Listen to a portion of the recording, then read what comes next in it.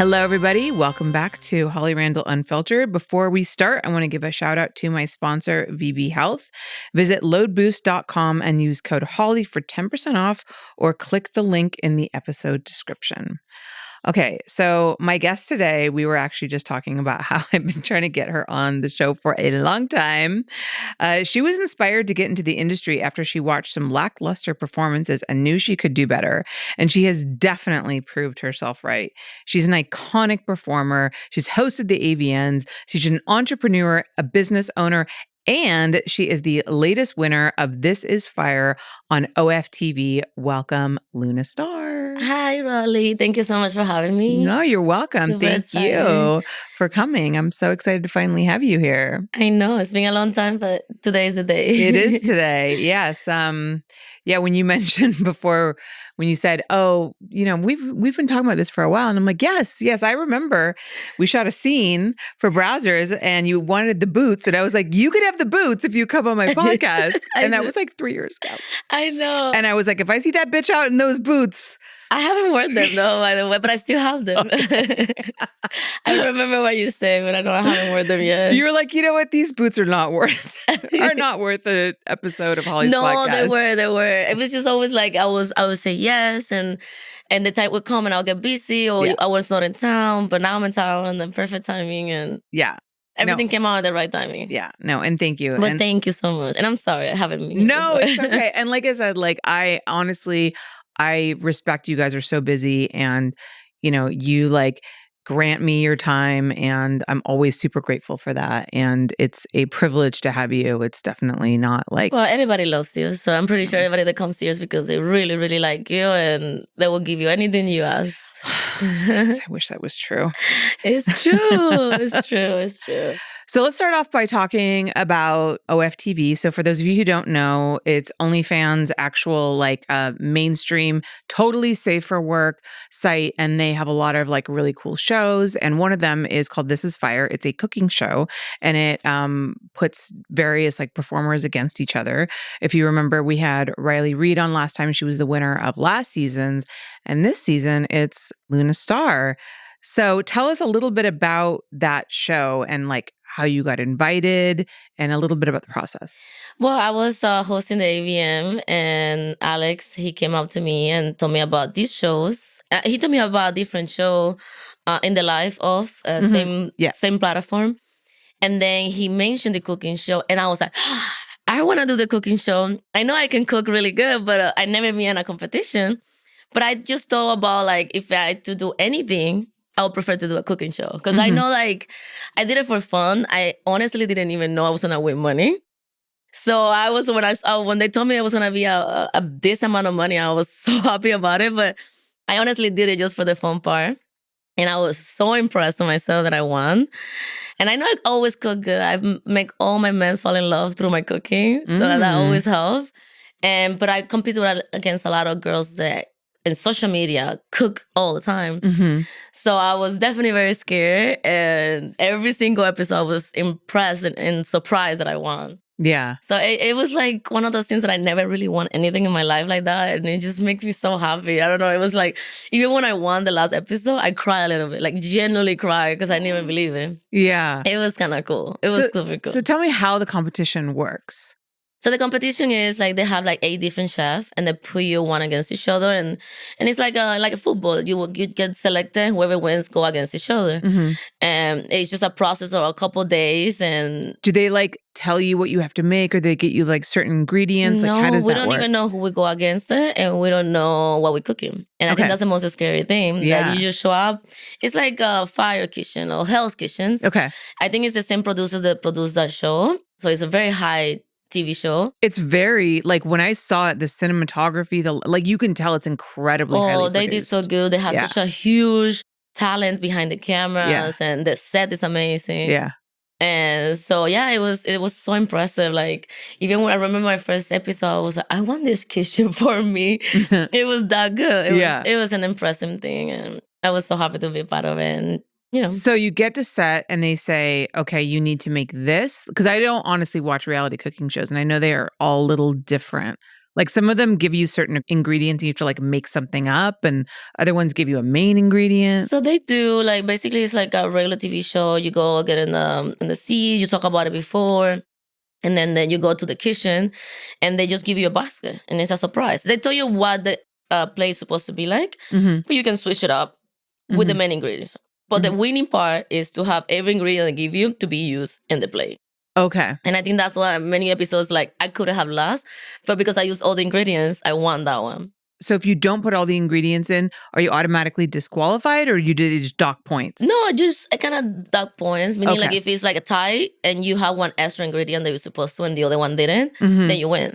Gotcha. Okay. Like, for example, when I went against Sherry Devine, like, our plays were both good, but she forgot a cream inside her Sherry French forgot toast. the cream? I know. She That just doesn't sound like her. But it was just like both of us messed up and we had to do everything from scratch again. Yeah. And the only thing that I know how to make is really good cream. So my cream was delicious.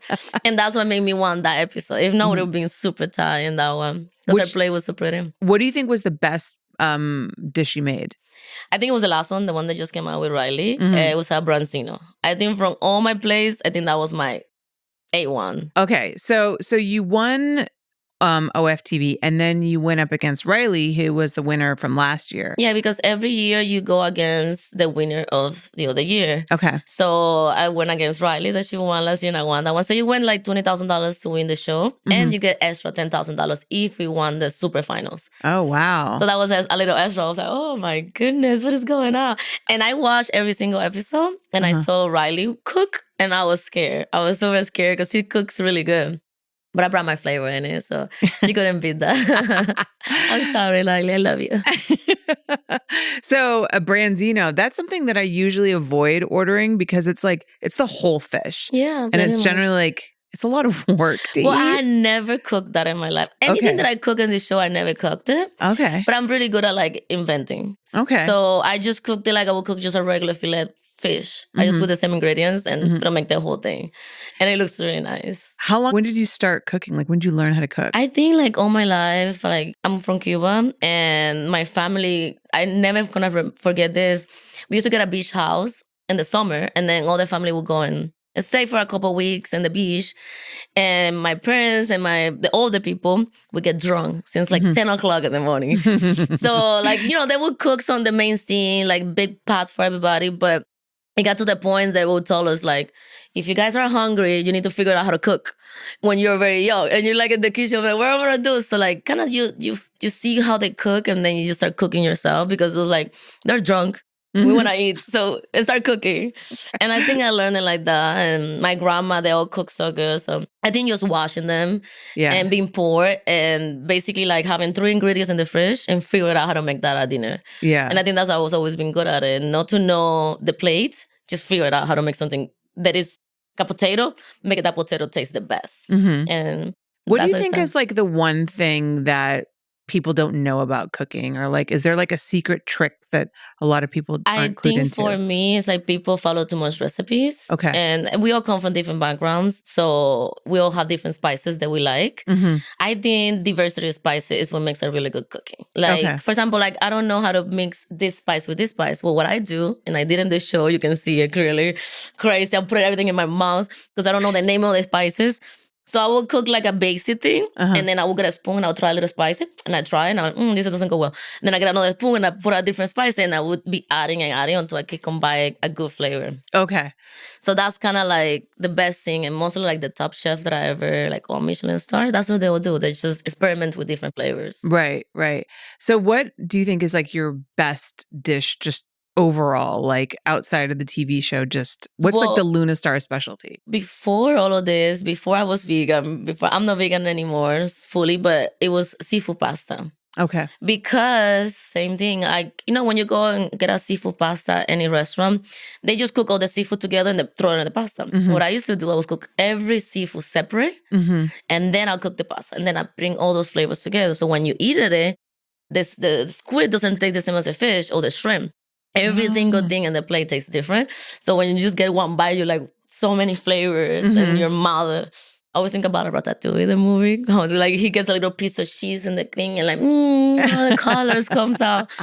So I'm always being into flavors and mix it all like together. So that used to be my favorite dish to cook. Yeah. And that's what I make many guys fall in love with me. I feel like it's more than just your seafood pasta. I know. But it doesn't hurt. It doesn't hurt, but my mom always told me, if you can make a guy loves you cooking, they're probably gonna love you. Yeah. Even if you go crazy on them, like, okay, at least she cooks good. Yeah, I got to step my game up. My husband is the cook in the family, not me. So well, that's why you marry him. Yes, that among many other reasons. But yes, the cooking definitely helps. It helps because you go home and the food is ready over here. It's amazing. No, it's great. He's making dinner tonight. So you mentioned your family. So you grew up in Cuba. You moved to Miami when you were 15. What was your upbringing in Havana like? I was always in sport, so I'm very grateful for all the sacrifice that my parents did for me to be in a better school. Because if you go to a regular school, it's not bad because the education is good, but it's very poor. Mm-hmm. So if you want to have a higher education, like a better school, better places, like I live in my school, you want to be in sports because the government helps a lot the people in the sports. So they sacrificed so much for me to be into sport and have the best equipment and stuff. I used to be a professional swimmer. Oh. So I used to live in the school and I have really good outcoming when it comes to educations and like lifestyle, thanks to that. But I always told my mom and I always told everybody I wasn't born to live in Cuba. Because not many people have the possibility to know what is outside Cuba. And that's why they get so stuck in the country. Yeah. But I always have the vision and my parents and my family always like live outside the Cuba. So I was like, this country is not for me. I can do so much better than this. Like there was so much life out there than that little island. Yeah. So I couldn't wait to get out. Yeah. It was like one of those things that I appreciate, but I don't like. Yeah. Do you ever go back? I went back a few times. I went back after I won the show. Mm-hmm. I donated a lot of money. I wanted to donate it to the people because people are very poor. But Cuba is like you have the government and the people. You don't have a meetup thing. You don't have a place that you can just go and donate and help people. Yeah. My family is in the medical, and my uncle would tell me like they would use one pair of gloves for the whole day in the hospital. Wow. Like there's no like just change, put it up. No, it was one rip up. So I wanted to help them and I couldn't because there's no one that you can help to. So all you can do is buy stuff and bring them. So what I did, I ended up finding a small personal companies to help animals. There's not a company. It's like people, they just make their house a sanctuary for animals. Yeah. And I just like bought a bunch of bags of food. And I still do it, even though I already wasted money in it. Mm-hmm. But I help them and bring them cat food, dog food, for the baby dogs, stuff like that they don't have over there. And that's what I did. That's the only reason I went back to Cuba, because I never wanted to go back. And I have my family and stuff. And every time that I go there, I feel so sad and so depressed. Yeah. It's just like, doesn't matter how much money you have, you can never help everybody. Yeah. And it's just, I literally come depressed every time I come from Cuba. I'm sorry. Like I did the family. I helped them as much as I can. And then I went once as a tourist and I loved it, 2019. Mm-hmm. And I was like, I can come back here without having to feel guilty. Just go to the beaches. Mm-hmm. And then the pandemic hits and that just killed it. Whatever left they have in the country that was beautiful, it was done. So oh, really? Now, not even with money, you can enjoy it over there. Yeah. I think so. I think it's still a beautiful country, but for me, it's now. So it's always interesting to talk to somebody who didn't grow up in America. What do you think Americans take for granted as natural-born citizens? I think the biggest thing is freedom and the possibility that you can make anything in this country. I hate people that are born in this country. One, that they don't have a passport and you're American. Come on. That gets me so mad because it took me so much effort, money to get my passport. And then the other one is like, you can make anything you want in this life and still be free. You don't have to be a slave of money and work, but you can make up to be happy and get anything you want. Even we still like need the government, and that's a different long story. But you can still make anything you want. If you work hard, you can make stuff out of it. You can have a better life without being a criminal. And in many countries, there were countries people are forced to do criminal works just to survive. Yeah. And just having the freedom that you can just be normal and free onto your own choices. I think they take that for granted. Yeah. And then one of my biggest things is traveling. Like I told you, not having a passport, not traveling. Oh, that just blew my mind. Like every time that I was like, you were born in this country, you don't have a passport. what are you doing? And that's pretty common. It's super common. Yeah. I'm always blown away. Yeah. When I hear that, I was like, I think people don't appreciate the freedom that they have here. And then they get so stuck in like they get this and that. Yeah. And I think like traveling is such an important way to educate yourself and expand your mind, you know? Like people who get really stuck in this one track like way of thinking and way of life. Like when you travel and you see the way other people live and you see different cultures, I feel like it's just really helpful for you to like balance it out. Mostly because if you have everything in your life, then you're gonna get stuck in that and you think, oh, poor me. And then you realize there's so many people actually in the world like suffering, being hunger. Yeah. So like once you experience that I come from that, you appreciate every little thing in life. Like I have no money, I have a lot of money, I have lost all my money. And I never felt what I felt when I was living in Cuba. Mm-hmm. It's always like the willing of I can do again. I can work harder again. I can create again. It's like the opportunity of always growing is in this country. Unfortunately, this country is not as good as it was before, but it's still, you can make anything how you see your mind. And start complaining. People complain too much in this country. Like they're so vain about complaining about every little thing. And there's so much shit going on in the world that once you experience it, you'll be like, you don't have nothing to complain about. Just enjoy life. This life is amazing. Just leave it. Do you think that that's like one of your strengths is a sense of gratitude? And do you think that's something that a lot of people lack just in general? I think so too. And, you know, like even me, like I work so hard and I done so much for my life. You know, you still got cut off and like, oh, I wish I would have more. But then I always come back and realize where I come from and what I have accomplished. Mm-hmm. That I don't need more. Do I want more? Yes, but I'm good because I appreciate it. Mm-hmm. I appreciate it. $1, I appreciate it. Any type of money, dollars, is appreciation of what you have. Yeah. Like living in a penthouse or living in your car. Yeah. It's appreciating that you still have the freedom to go and get something. Yeah. You know, like in Cuba, it doesn't matter how much money you have, you still want to be stuck in the same place. Yeah. So that appreciation part people don't have in this country a lot. Yeah. I think that that's something that definitely is lacking for a lot of people. And I find when I get myself like in a feeling in a funk or feeling kind of depressed, I have to pull out that gratitude, right? Mm-hmm. And sometimes I'll like write lists and like this morning I woke up and I like laid in bed for 5 minutes. I'm like, okay, 10 things I'm grateful for. Mm-hmm. And that really kind of helps me set my day up. Because you're right. Like we do have so much. Yeah. And I mean, we need to remember like where we came from. Yeah. I think like the core of who we are is what makes us who we're going to become. Like when people like wish so much, I wish to be this, I wish to be that, I want to be this person. And like the honest truth, you don't know what that person come from and what that person is going through. Yeah. So you have to focus on what you have or you accomplished and what makes you feel happy. Because money is not just happiness. It's how you feel about it that makes you happy. Or content. Happiness, it only lasts a little bit, but just being comfort and feeling good about yourself. You don't have to be happy all the time. That's an statement. I think that's another trap that we fall into too. And I found myself dealing with the same thing because especially like in America, we sell happiness. You know what I mean? I mean, people want to be happy, right? So like, you'll be happy if you do this. You'll be happy if you look like this. You'll be happy if you eat these things or you take these vitamins or you drink this wine or whatever it is. And I think that I remember it's so funny. Like I honestly, having this podcast and sitting down and talking to people like you for like an hour at a time has really enriched my life and taught me so much. And I take away nuggets from everybody that I speak to. And I remember Kiss of Sins told me that she embraces the sadness when she gets it. And she goes, I don't mind being sad. When I'm sad, I'll like play sad music.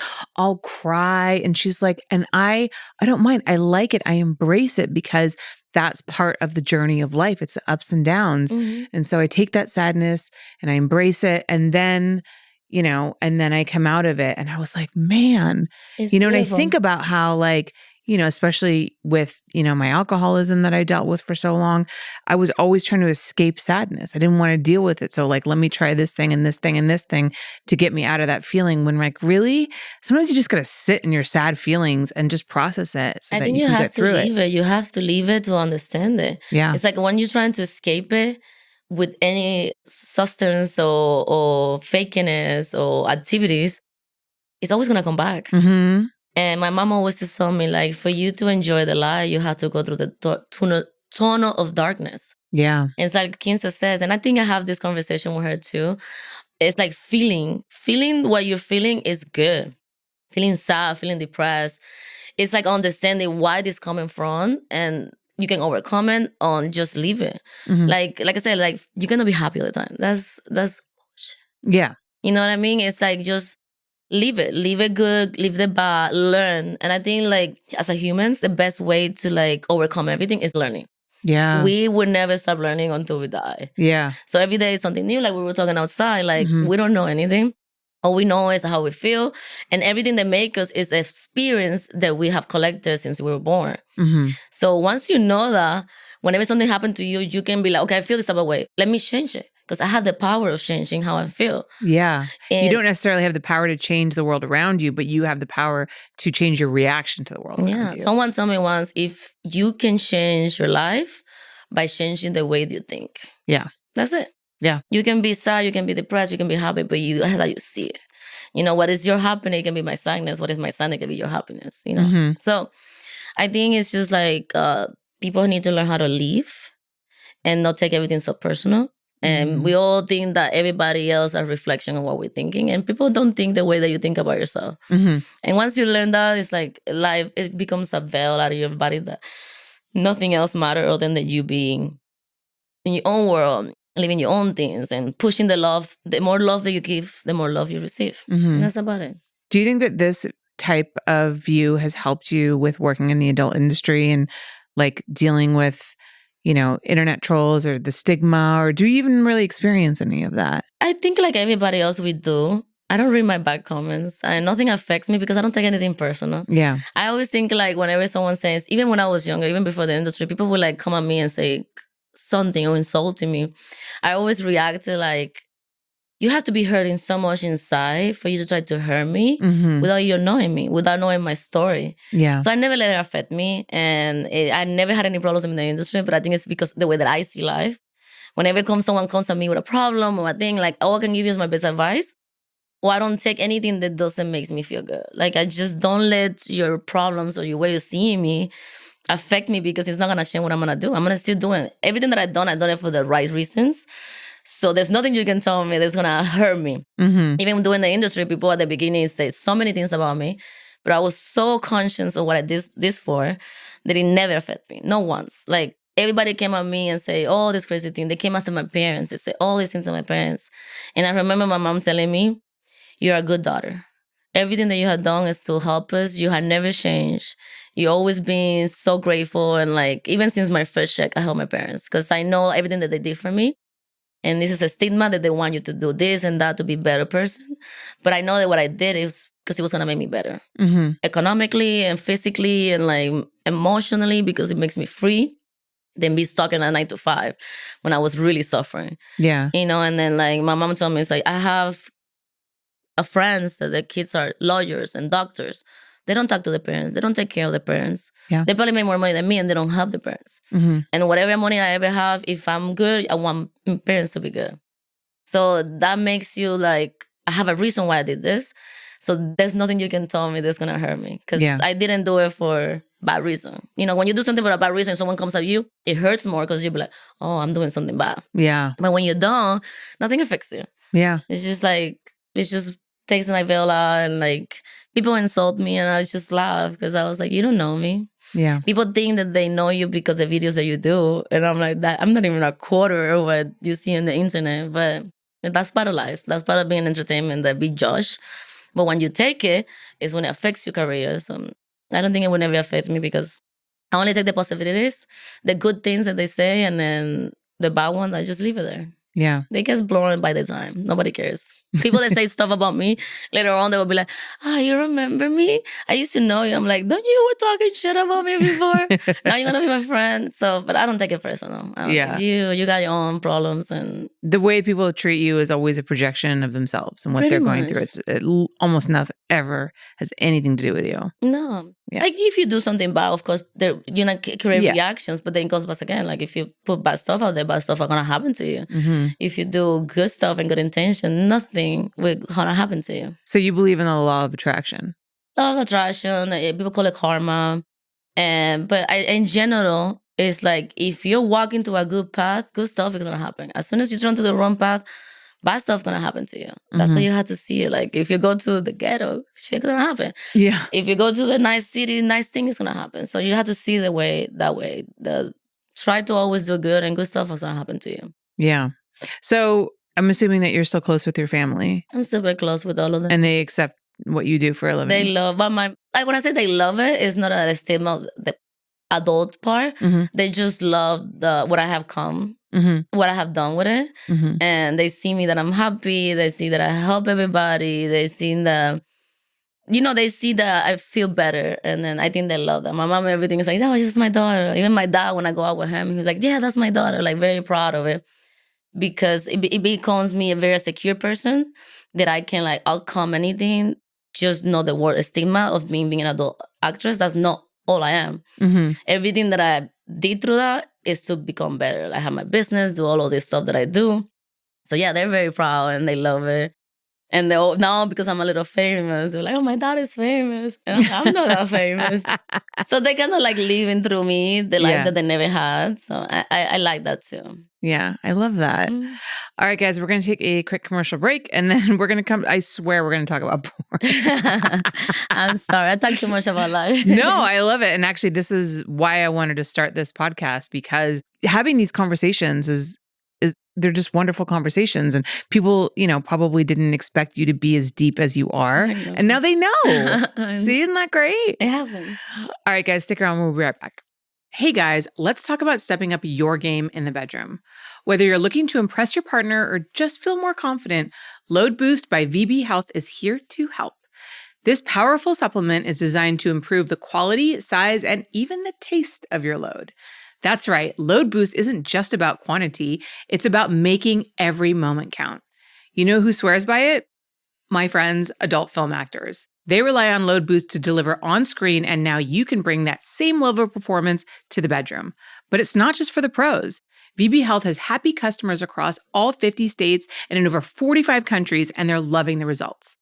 VB Health takes your safety seriously too. All of their supplements are made in CGMP certified manufacturing facilities, ensuring the highest levels of purity and safety. So you can trust that what you're putting in your body is top quality. Ready to take your performance to the next level? Try Load Boost and see what everyone is talking about. Visit loadboost.com and use code HOLLY for 10% off, or click the link in the episode's description. All right, everybody, we are back. So we talked a little bit about your upbringing in Cuba, and then you moved to Miami. So how did you actually get into the adult industry in the first place? I'm going to tell the story short. I had 3 jobs. I was working a lot. I was going to school for business administration, financials. And basically what I learned, because it took me a long time because of my English, all I really learned in school, it was like, you just need money to make money.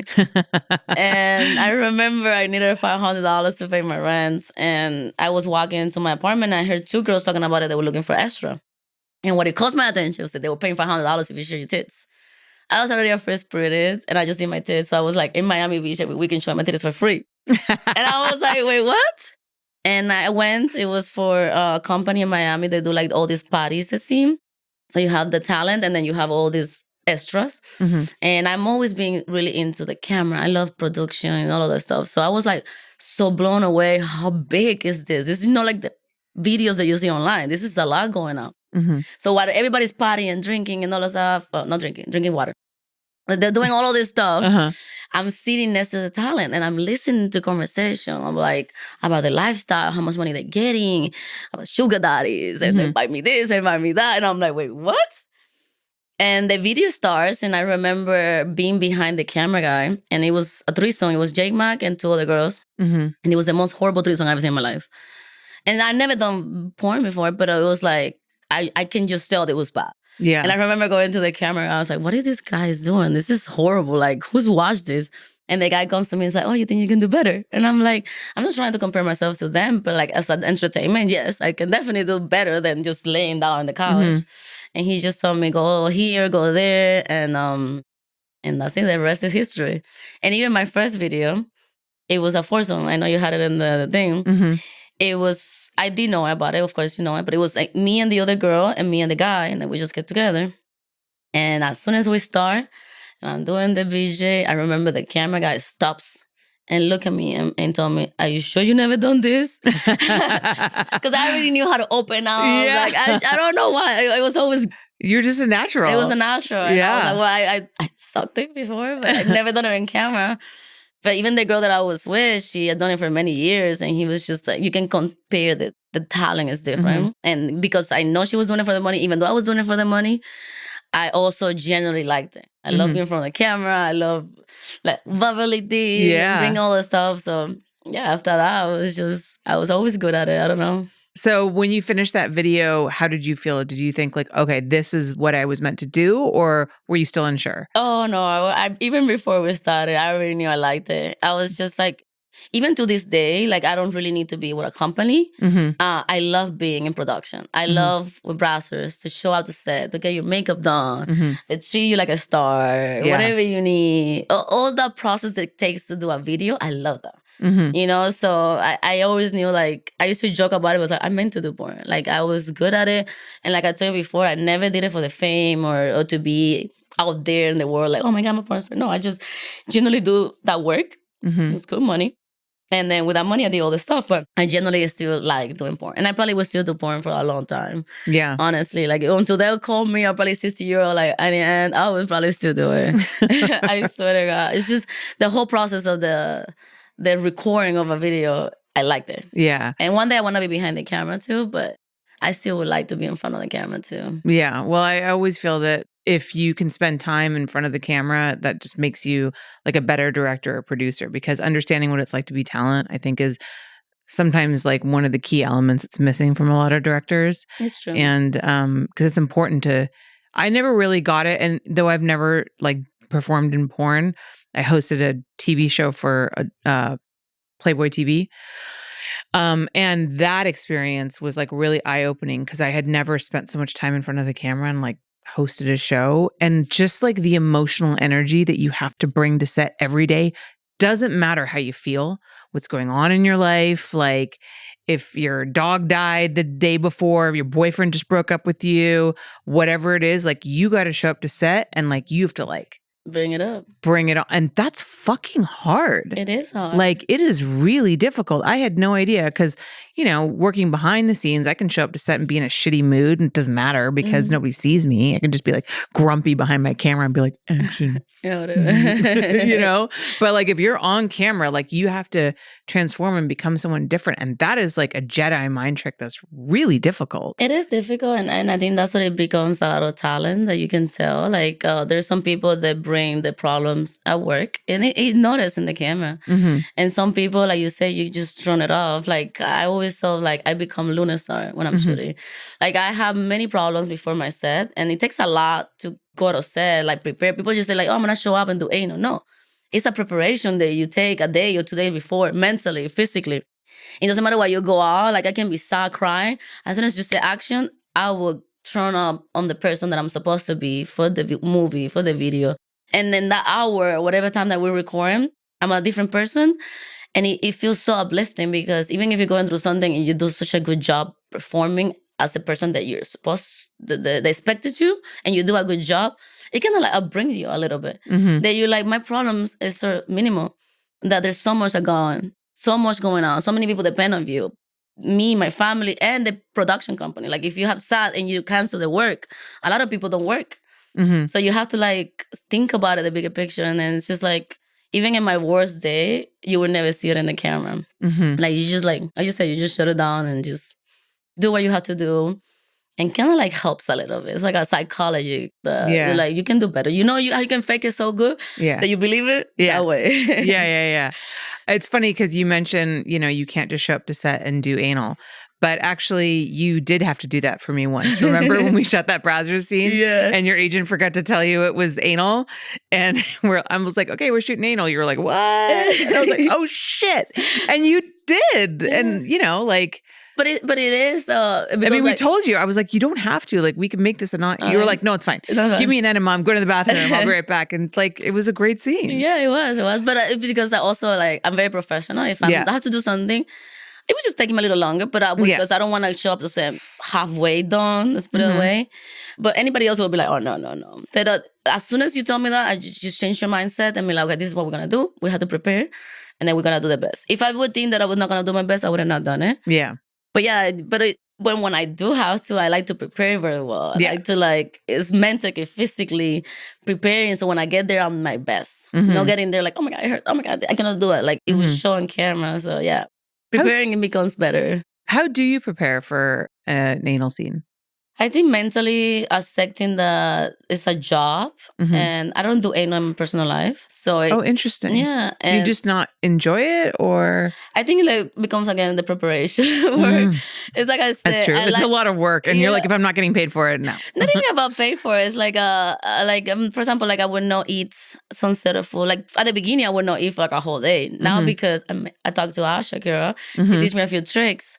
I can eat the night before, but then it takes me longer in the morning to clean myself up because I feel like safe sets is clean sets. So I don't want to show up and have problems, but I do prepare mentally and I prepare physically, like I'll stretch it out so it doesn't hurt, like clean it very well.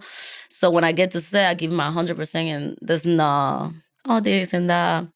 But normally I think the biggest thing is mentally that everything is okay. Like this is a job and like I'm gonna do good and then I'm not gonna hurt myself. That type of feeling, instead of just going there like I'm gonna suffer and it's gonna hurt and why am I doing this? That mentality, take it out of your head and just do it. Yeah. And I love it. I love anal sex in videos. One, because I'm doing it with someone that knows. And two, because I already know I'm clean, I'm safe. And in my personal life, I like eating. So you cannot take me to dinner and want to have anal sex at night. That's not going to happen. Yeah, know? That totally makes sense. So you've been a Brazzers contract star for more than 5 years. How did that partnership start? Honestly, Brazzers always love me. I love Brazzers so much. But I always want to give this to Abella Danger. She got contract with Brazzers and we were friends and she just pushed it. She's like, you need to have Luna Star. Luna Star is a big talent. She definitely put my name out there and I really appreciate her so much. Even to the point that she helped me get my AVN, being a host of AVN. She says no, but I know she did. She like put my name out there and then the people say, oh yeah, she could be that. But she definitely helped me with Brazzers. She definitely helped me with AVN. Like she loved me and she see my talent and like I'm a really good performer. And she just pushed it. And the rest is history. I'm still with them and I love Brazzers. They're my family. And I would never leave them unless they leave me. I remember, I think the first time I shot you, I remember pulling up to set and you were still like kind of in the distance because it was a big parking lot.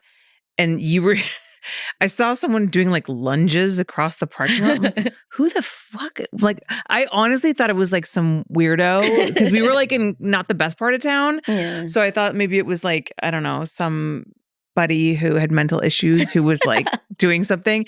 And I pull up and it's you and you like got there early and you would like weights on your ankles and you were doing like lunges in the parking lot. Because at that time I was working so much, I didn't have time to go to the gym. I would go early to set and like do squats and push-ups. And I know, but that's when I was like, oh my God, I love this girl. I mean, like the level of commitment that you have is truly amazing. I do. I like I said, like everything I do, I try to do my 100%. So like I would just, like I needed to have a little pump in my butt or like get a little better. And I try to always be better than what I am today, you know? So yeah, that was definitely me. I would do a lot of handstands and yoga.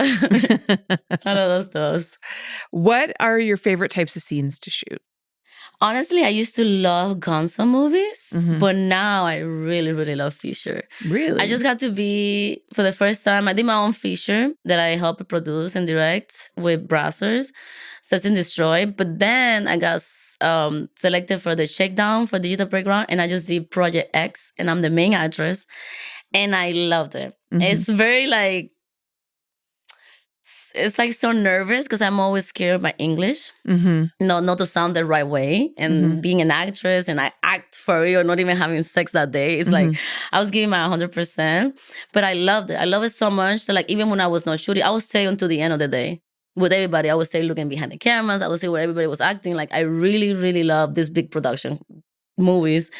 And I wish I can do more of those. That's for sure. So like those are my favorite movies right now, like big features. Well, you don't mind the long days on set? Oh, I love it. People always complain. Yeah. I'm like the opposite. I'm like, I will stay until the end. Like I would tell them I would do this 20 times if it takes that. Like I appreciate what it takes to do something great. So yeah, I love it. I just generally love it. So you mentioned that you might want to move to working more behind the camera at some point.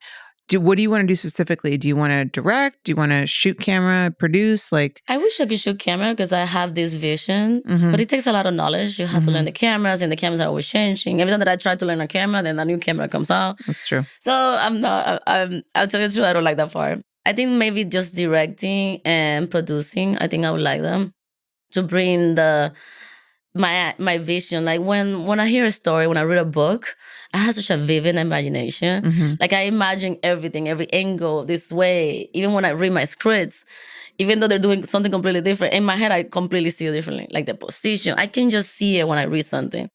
So I would definitely like to bring that in the future. Like I just did a movie with Leah, and she's producing, she's directing it, and I can read her mind so well that the camera is here, and I already see the camera moving without even looking, and I already like open it up the way that I would like to be recorded. And if the cameras do what I'm thinking, it's the perfect shot. And she was telling me, as soon as you already were doing it. And I will give these crazy angles because I can see it before. Like, I don't even know what the camera is, but if I can tell the camera's there, I already see how it was going to look. And I think that's what I've always been good at it, because even when I have sex, I like sex looking at myself in my head, how it looks like. Even if there's no camera, I will be having sex, and I will like put positions that I know I look good. You know, you're not gonna fuck me looking all fractal, looking all ugly. No. You're only gonna fuck me looking good. Like, based on this angle, I know I look at this angle. Like, it just always harder on me. So I want to bring that one day to this entertainment. I think I can do good. I think I can bring that to the public and people that watch it. So when you even have sex, like not on set, you know, with somebody that you're with, you still think about positions and how you look, and like, are you still kind of performing in a way? It's not performing. I think it's always been me. Yeah. I get thrown on by the way people see me. And I think that's what I do so much good in videos, because I imagine how people are looking at it and they see it. And it's with my boyfriend or whoever I'm having sex. Since my first time that I ever had sex, I always look at myself on their eyes. The way that they're looking at me, it turns me on if I know I look good, if I'm moving good. And not just about the pleasure. Pleasure comes with the look. I think I'm a very vision person. I like to see it, and then I want them to see the way that I am. Like, it's not a performance that I'm thinking about the position. It's more about the view, the looks. Yeah. If you can look good and feels good, it's amazing. Yeah. That's just... So I would say you're probably like a true exhibitionist. I'm a definite exhibitionist, but it's funny, I don't really like that. Like, I could, but it's not like I want to have sex in front of many people. Like, I wouldn't mind, but it's not that. It's more like one-on-one. I think that's what I like videos, because I know millions of people are going to watch it. Yeah. But it's only me and you here. I just can't envision what these people would like to see. Yeah. Before I shoot it. Like, when I'm shooting something in my own content, I think about it, whoever's going to watch it, what they would like to see. And then I just go for it. And yeah. It's been working out so well so far. If you have like an ultimate dream movie that you would make, what would it be about? Or what would the setting be? I think I already did it. That's the one that Brasso helped me produce. And I'm very thankful. And it was like a very like fantasy 007 movie. Like people coming after me, and then me fucking them, and they get so drunk of sex that they let me go, and then I go and jump on the idea was to jump on a skydiving and have sex in the way, but it's all safe for work, we couldn't do it. So we did parasailing, and then having sex on top of a car, having sex under the rain. Wait, hold on. You had sex while you were parasailing? Yeah, well, we have like dildos and masturbating and squatting. Yes. Squirting. Yeah. When you're a parent. Is it raining? Let me tell you, it was hotter than it looks. Yeah, I remember like one of the last scenes that I shot actually before I stopped shooting was you and Cherie DeVille and Scarlett Alexis. And you squirted across the room and hit the camera in the middle of the lens. And Steve was so excited about it. The cameraman was like, yes, I got it. Like he was drenched. It was so funny. I know. So yeah, it was, I think that's thing. I don't know. But wait, so hold on. Back to the paragliding with the masturbation and the squirting. How did you do that? Well, it was uncomfortable because you like get the hang, you have to like hang through here. So I just had to like pull it out and like we had like a double side dildo and I was just doing it. And then the other girl, she was scared as shit. She was like, oh shit, oh my God. And I'm like moving that thing. And we just did it. And we had like a drum. We had like... Oh my God. So wait, hold on. You guys are both on the same paras? Yeah, we were like next to each other. And we were supposed to do it to each other. Like we were like stuck in the dildo, but she was so scared. So I was just the one like masturbating and squatting and... It was that is wild. I'm really sorry, but like you're toning. I feel like you're toning it down a little bit. Like because this is good. That's crazy. I would. I'm afraid of heights. I would lose my mind. And because I like scary things. Like anything that scares me, like makes me excited. I don't know why. Like it's like yes, like it's something new. It's like a new feeling. Oh my God, where was this scene for Brazzers? It's for Brazzers, and we did it in Miami. And how did it turn out? It turned out really good. It turned out really good. I won the SBEX for the scene. It was nice. Wow. It was really cool. That's really crazy. Who's the scene with so people can look it up? It's CJ Miles and I don't hate me because Cassidy Looks. Okay. Cassidy Looks. So wait, there was 3 of you. Well, in the paralleling was 2, but the scene, it starts there and then we go to the beach and we fuck on the beach. The 3 of us. Okay, so the intros. The intro is me and CJ Miles. You definitely need to watch it. That's some fucking crazy shit. So yeah, I have been able to dance the browser to do everything that I like to do. Yeah. And I feel like I don't have an ideal one, but if I ever come up with a crazy idea, I think they will make it happen. Yeah. So are there any crazy ideas that you have that haven't come to Well, the only thing yet? that I had never done a gangbang. I never wanted to do it before because I'm a powerful scene person. So I never wanted to get fucked and feel abused or taking over, like turning around. That's not excitement for me. But now I'm trying to come out with something like Angela White does. It's like she's the power one. She's the one fucking them. Yeah.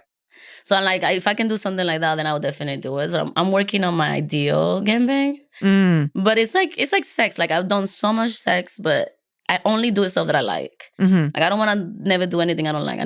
I don't think I would never do a blow again. I just generally, I love sucking dick.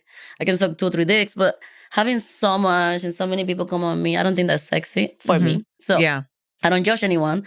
I don't watch it. I don't think. Yeah. So it's something like that. I don't like it. So I don't do it. But again, it's working. It's growing in me. Yeah. And I want to come out with a really good scenario that I can do it. Right. So where you feel very much in charge and you're running it. And I understand. You don't want to just lay there and get fucked. You want to like be able to change the positions and really like... Well, all my movies are I'm very the control person. Like I'm the dominant. So I want to be able to bring that always in all my scenes. And I don't want it to be just one more.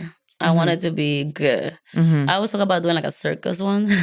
Oh, that would be fun. But then I haven't come out with a sexy way of making it, Everything had to be sexy for me. Do like make all the guys like scary clowns. Oh my God. I love scary clowns. You do? Yeah. It's like that's kind of like my weird thing. Really? I don't like clowns. I mean, I don't hate them, but I don't think they're sexy. But they're scary, like in It? No, yeah, the It is scary as well. I don't know. That's just me. I'm just weird. We all have our own little thing. We all have our own little like. What's your like weird little kink? I would think I used to love cartoon sex. Okay, like anime, like anime type of thing. Okay, I don't know why I always gravitate to them. I do too. I mean, there's something because it's so different, right? It's not like actual people, and then obviously it can be so exaggerated because it's not real people. I think that, and like I always love public sex. Like I do, like it's a fantasy of it. even though I'm like, oh yeah, I would do it, but like generally I would not gonna go in the middle of the string and naked and get fucked. Like unless it's a part of the scene, then I'll probably do it really good. Yeah. But the fantasy of doing it, I think I like it more than actually doing it. Yeah. So, but I think public sex now is very like taboo-ish again. Yeah. So I don't think I would do it anytime soon. Yeah. No, I mean, when I say like I have a scary clown fetish, if a scary clown showed up, if my husband like dressed up as a scary clown, I'm not sure that I could do it. You know what I mean? I might be just like, it was in my head, but now that I see it, I'm like, yeah. no. I mean, there's a lot of fantasies that I have that like I could never do in real life. Like it wouldn't work for me. Like that's why it's in my head. But I think that's what's the beautiful about fantasy. That fantasy. Exactly. Because I mean, like I think once you do your real fantasy, and then you start thinking of what is next. So let me keep my fantasy for now. Yeah. Let me masturbate to them. I'm still coming with them. Exactly. Because then it's like, you know, it's almost like that thing when they say don't meet your heroes or don't meet your idols. Yeah. Like don't actually play out your deepest fantasies. Because then it's like no longer, and it never turns out exactly how you fantasize, right? So better leave it there. Yeah. So I want to ask you a question that like every guy wants to know. What is your opinion on penis size? Do you have a perfect, ideal dick size? I don't have a perfect dick size, but I definitely like big dicks. Okay. I can still do with a small dick, but mostly if you have a long relationship, I think having a normal size is better. But as a fantasy of like performing, I think having a good dick size is good. Mostly because I'm crazy and I like to move a lot. If you have a normal size dick, it's just keep coming out. Yeah. And, you know, like I cannot move. I cannot do the positions that I want to do. Yeah. Because it pops out. So I don't know about inches, but, you know, people say 12 inches, that's not it. Nobody wants to get destroyed. I think like 6, 7, 8 is a good size. Okay. But I don't really look at it like that. I think you can have a normal size, but when you're very attracted to someone, that feels amazing. When you're very stimulated down there, it doesn't matter if it's a little finger. It feels really good. Okay. So I think having a good connection dick, I'll call it that. A like, good connection dick. Yeah. I like that. It's like it has to bring the connection. You have to turn me on, and then your dick doesn't matter, really. Yeah. I do always say that for me, and I think this is true of a lot of women, that it's about the person attached to the penis, not necessarily penis itself. But in general, I do like big dicks. Like I always used to say I would never date a guy with a small penis. And I have. But they were so sweet and so nice. And they would eat me out so much. So the side dick is kind of like didn't matter so much. But there was moments that I would like, you know, because I do perform with big dicks. I would go home and then I would not feel it. And I feel so bad for him, you know? Yeah. And it probably became an issue for him too. Probably. I think they tried so much. And the self-conscious about it. But for example, like honest true or vaginas, they stretch and they come back to the normal size. If I wouldn't have sex for a month with porn people and I'll go home and his dick was good size, you know? So I think the size is underestimating how much sex you have and the person that you're with. Yeah. What is dating like for you in general? Is it hard? Well, I used to hate it. I never had a boyfriend for so long. And then I started dating someone that I really like. I dated this guy that I was telling you before. He was so nice because he would like be okay with me in the industry. Like I would go from a scene just getting fucked and real. And I'll go home and he would give me love and cook for me. And it was so nice until it wasn't. I think all relationship with us, they're all accepting at the beginning until they really fall in love. And then they actually think that you're cheating with them because you're having sex and a scene. And I remember one of my biggest problems is like I would come from set because I detach so much from my videos. And he'll be like, oh, what do you do today? And generally in my heart, I didn't do anything. Like I just not go home and bring my work home. You know what I mean? Like I'm not thinking about what I did or how the way that I sucked the dick. I just, as soon as I finish, they say cut. That I just did just completely deletes my... Disassociate. Like I'm not gonna go home. I'm like, oh, I fuck this and I did that. So he would get mad because he was like, you just came from having sex with 2 guys. How do you don't remember? I'm like, I do remember, but I'm not thinking about it, you know? And I think it becomes a problem. Did you think that he thought you were playing it down or like lying to him because you thought that he would be upset? I think that they think that. And then the truth is, I used to tell them, I'm like, I would say I'm not cheating on you. And he was like, baby, you have sex with another guy. But I would tell them that's not cheating. Cheating is emotional. It's cheating for me because we do this industry. It's like going to dinner with them, going to a movie theater with them, cuddling in bed after sex. That's for me cheating. So I guess they would not understand it because they're not in the industry. So I think that's one of my biggest problems. And I really try today and my last boyfriend, I really was so loyal to him. I've never been that loyal to anyone. Like to the point that like talking about no texting, no calling anyone other than my job. And everything was amazing until the saying it wasn't. You know, like at the beginning he loved my videos and then he would get mad. Like I would go do a scene and I was working less because of him. I stopped shooting OnlyFans guys because of him. And because I genuinely didn't want to. It's not that I did it to please him. It's because I just didn't want to be with anybody else. But I still need to work, you know? So I would go do my movies and then he wouldn't want to have sex with me for like 10 days. Like, not like he was discussing about him, but it was more like, I think mentally, he just didn't want to have that. But we did have a good relationship. We go to dinners, we would sleep together. So I let it go, but it is hard. And I feel like if I ever have a relationship, and I always say I would never date anyone in the industry, I think I might try be with someone in the industry. Maybe they would understand. Yeah. You know, and someone that helped me grow more as my career. Because every time that I'm dating with someone that is not in the industry, I think like they bring you down because they don't understand. And they're like, oh, everything that you do is wrong. Yeah. And I'm like, I wish you only knew that it's not like that. Yeah. But you got upset and they literally think that you're fucking everybody. You're fucking the Kramer crew, the light guy. They think they're fucking everybody. Ain't nobody got time for that. No. I mean, there's some girls Have you seen the gaffers that we work with? Or the camera guys? Like... But you know what it is? It's like there's always one or two girls that ruin it for all of us, you know what I mean? That's what happens, you know what I mean? And they think that everybody's the same way. I mean, also not to mention the fact that like you're really not allowed to. I mean, I've always had a policy that like my crew cannot sleep with the models, but like I know Brazzers especially is like double down on that. Oh, super. We're not like nothing. Not even crossover like one little joke, you know what I mean? But but these people still do stuff they're not supposed to. And once again, those people are not meant to be in this industry. Yeah. The people that are very talented and very professional, you will never see them doing all that stuff. You know, like, oh, the big stars, you never out here they're doing all that stuff. It's always like the new girl that's trying to like show up or do all of these things or think I'm at home or trying to perpetuate the part they make us as sex stars. And you don't have to do all of that. Yeah. But, or try thinking that it'll get them ahead if they and like, they do some of them things. they do because I know many people that make it fast enough in the industry because they fuck everybody. But at the end of the day, it becomes to the same thing that if you do stuff at the bottom, it's only gonna last you this long. You know what I mean? They're gonna use you, fuck you. Yeah, you become a name and then you're nobody.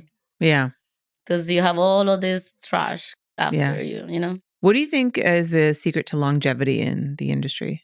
I think being professional and have a goal from the beginning. Like, you cannot just come, like, even when I started, I did it for the money, but I had a goal. I had a goal, why am I doing this for? And be very clear about that. Not just do it because I'm a freak, you know, I want to be a fist pretty or want to make money. Like, you have to have a reason for it. Like, and take it professional. Like, this is a job. This is a career. This is not just fun little sex videos here and there. Like, people that have make it, Angela White, Asha, Kira, Kirli, all these big stars, they have make a real good career out of it because they do have fun in sets and the scenes, but they still have a whole life, the whole career out of it. And I think that makes it a longevity. Yeah. I mean, I've definitely, you know, I've been in the industry for a long time and there's never been a time when so many women come into the industry with like a real, like you said, like career mindset, an idea of building a brand and having an end goal, you know, and like they come in and they have a plan and they have like a roadmap as opposed to like, oh, I'm just gonna like, you know, have sex on camera and see what happens. So, and some of them, they still, if they're smart enough, they actually come back and create a career of it. And then you have the people that just do it for a couple months or a couple of years and they disappear. And some of them, I don't like to talk bad about anyone, but I know some girls that like made a lot of money and they don't have anything now. Yeah. Because they were like, they don't have a purpose why they were doing it. They made a lot of money, they wasted, do whatever they wanted to do, and then Now they're like normal people without money, and they already did all of this. Because you have to own what we're doing, because it's always gonna come. You're gonna carry this for the rest of your life. Yeah. When somebody asked me to be in the industry, I told them same thing. You have a goal, you have a career, and you have to understand this is gonna be forever. This is not like I'm gonna do it for a month or two and then change my name. It doesn't happen. Yeah. If you have kids, if you have all of that, you have to know that you have to deal with this, and you have to be strong enough to deal with this. And then you can do it. Don't just, I want to do it for the money. Think about it. Yeah. I always tell people when ask me, I kind of like talk them out of it and make them think about it. I've talked a couple people out of it. Yeah, because everybody sees you like you're doing good and you have a career, you have money. That's all they see. They only see the outside. But they don't see everything that we go through inside. And I always tell people this, that. Are you ready for this? Are you ready for that? Are you going to be strong enough for this? And once you put everything in perspective and think about it, I'm like, oh, yeah, it's not for me. Yeah. My favorite is when people are like, oh, well, my parents won't know what I do because blah, blah, blah. That's I'm just like, the first they are people totally going to find out. Except for Kazumi. Apparently, her parents still don't know, which I'm like really shocked about. I had her on recently and she was like, they still don't know. And I was like, girl, amazing. Maybe they live under a rock. I don't know. Good for her. But even when I did this, I was prepared to have this conversation with my parents. Yeah. Like I already knew. This is why everything that I did it the right way. Because whenever the conversation would come, I usually want to go and be like, oh, I'm doing this. We have any backup. When I had the conversation, I already have my money, my business. So I have something to back me up to be like, I'm doing this for this. Like my mom asked me, are you okay? Are you on drugs? Because that's what people think. Oh, you're doing porn, you're doing drugs, you're doing all the bad things. And I'm like, no, I actually doing this, I'm doing that.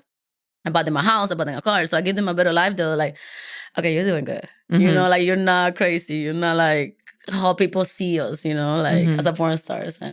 What do you say to people who say that women who get into the adult industry are on drugs or must have been forced into it, must have been sex trafficked, and they're being exploited and they don't really want to be there? I think that you don't know. Like we all have a different ways of why we came into the industry. And like I said, most of the people that I know, like really good girls, we don't have any trauma. We don't have any problems. We don't have any daddy issues. It's just, I think we saw an opportunity, like any person in this world, that we open up and being free to do something like that. Sad that it's sex and people see it in the wrong way, even though everybody's do sex and everybody watch porn. But just because we're doing it, it's a problem because we're doing it outside. I think like you cannot judge anyone by the book of the cover. I said, or the cover of the book. Judge a book by its cover. Okay, I said it completely right. You can never judge a book by its cover because most of the people that actually make it, we don't have any problems. And once they did have problems, they overcome it. Now, like I said, people ruin it for all of us. They do come into the industry with trauma and they perpetrate it out there so much that everybody thinks that we have problems. Because the ones that don't have problems, we don't talk about anything. Yeah. Now, the people that have one little problem, they just blow it out of proportion. And now we all come in that category. Yeah, I guess it's not a very juicy news story to be like, girl enters porn industry, builds career, is financially stable, takes care of her family, and lives a happy, fulfilling life. Yeah. No one's going to read that one. No. But if you say, oh, she was trauma, she was raped, she was abused, you know, like that sells. Yes. Like sells like crazy sex, you know? But I would tell people, like, do not think that everybody in this industry are crazy or are on drugs or have traumas. The opposite. Like I said, we made a career out of this. I think this industry is amazing.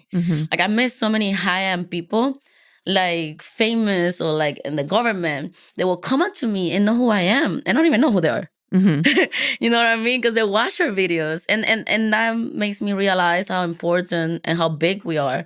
Like if I were been doing drugs and doing all these things, I'm pretty sure they would not watch my videos. Because they would see it. You can see when someone is actually genuinely having sex or someone is just being there. Yeah. Blow my...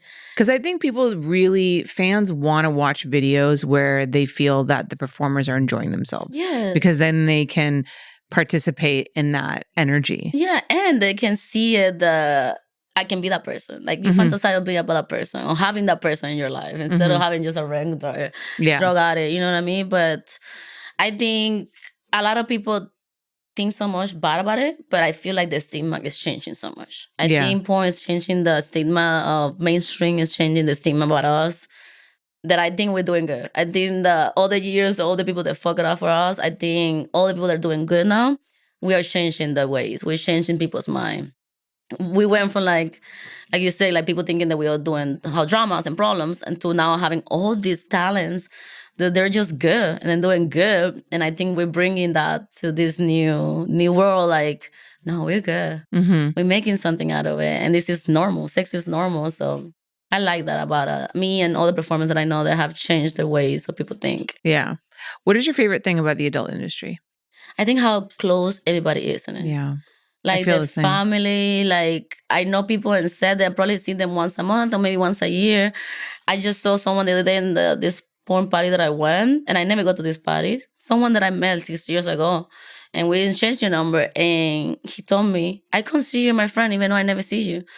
Because we connect so well. And once you like someone, doesn't matter if you see them all the time, it's like a family. I don't know how to explain it. Everybody, the producers, the light guys, like we see them all the time. Like I love them. I love so many people in this industry that I think that's one of my favorite things in it. Like going to set them like, I miss you, I love you, tell me about your life. Like we don't have to talk about every day, but when we're there, we're like one. Yeah. And I think that's one of the most beautiful things about it. That's what I always say. I would never leave this industry because I'm going to miss all my friends. I know. You know what I mean? Like, I cannot see them every day because we're always working. But when we get together, it's like so much love, so much respect. And I just love that about this industry. Yeah. I mean, I agree with you. Whenever people ask me what's my favorite thing, it's always the people. Like, right. And that's kind of why I wanted to start this podcast, because I was like, I've met all of these incredible people and I want to like share these people with the world, right? Because like they're so interesting and inspiring and funny and intelligent and ambitious and all of these things. And it's funny because just on Saturday, I went to random aside, and sorry for the name drop, but I went to a Paris Hilton party, right? I went to like one for her new album, and it was like a small party at her place. And I am like not in the Hollywood scene at all. And the vibe there was just so different than the vibe like at a porn party. And I think like a lot of it is Hollywood is so big, right? It's so vain. Yeah. And there's so many people like trying so hard to get into it, where the adult industry is really small. And I think that, you know, people who are in it, like, first of all, there's a real camaraderie between performers because I think partially because of like the stigma, right? You know, like kind of we're the black sheep of the entertainment industry, which I think brings us sort of closer because it's almost like an us against the world kind of vibe. Yeah. And it is so small, you know, everybody, and you're right. You work with the same people all the time. And, you know, obviously you share like real intimacy with other performers. I mean, you have sex with them. So there's like that kind of bonding as well. And it's just like, it's a really interesting dynamic that you don't see anywhere else. And going to this party and kind of seeing how I felt everybody was really kind of disconnected. And I don't know, it felt very like performative, and it just made me feel like I'm so glad I work in porn. I was like, I love my industry so much. Like I go to a porn party and just like you said, like, so good to see you. It's been so long. And it feels like there's something about porn stars that is really genuine that you don't see in other people. And I think it's maybe something about the vulnerability of your job, you know, like you really put yourself out there in a way that like nobody else does. And so I think that enables this lack of pretense, right? Like you guys aren't trying to like be somebody you're not, because like there you are, you know? And so everybody can really be their genuine selves.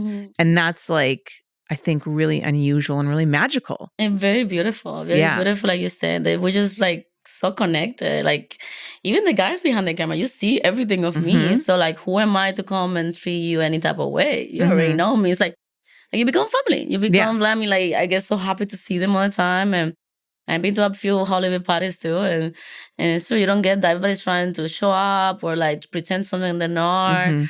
Or they're just vain and like think they're better than everybody else. And it's just not the same. Yeah. And I think that's why everybody loves her. And like I said, like people that don't admit it, when you talk to them in private, they'll tell you, I admire what you do. Well, the videos that you had done, you know what I mean? Like, and I'm like, okay. It feels kind of good, you know what I mean? Yeah. Because you said the vulnerability